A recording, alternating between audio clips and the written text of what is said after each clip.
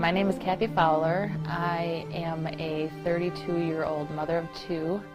I started in my addiction when I was probably about 14 years old with drinking, and after a number of years it led to drug abuse, amongst other things.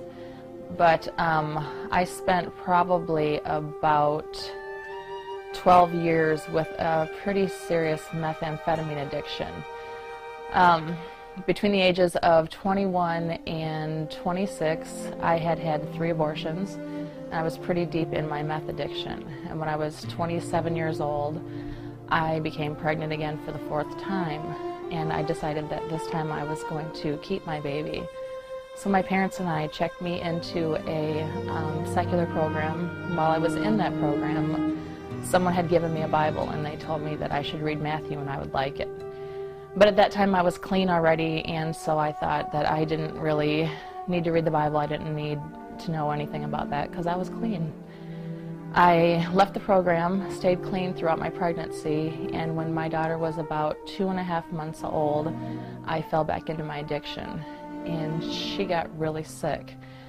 So I was sitting in my apartment one day, and she was resting, and she was very sick, and I didn't know anything about God. I mean, I grew up in a home, an ungodly family, and I'd never gone to church or anything like that.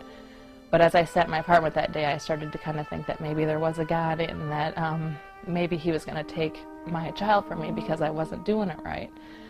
Because even though I was a drug addict, but I loved that baby so much. I mean, she was everything to me, and I didn't want to be a drug addict.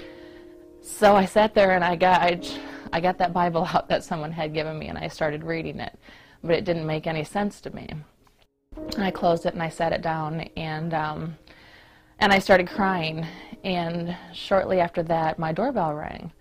I got up and answered the door, and there was 2 men standing there at the door, and they handed me a little folded piece of paper and they said, "We just wanted to invite you to church."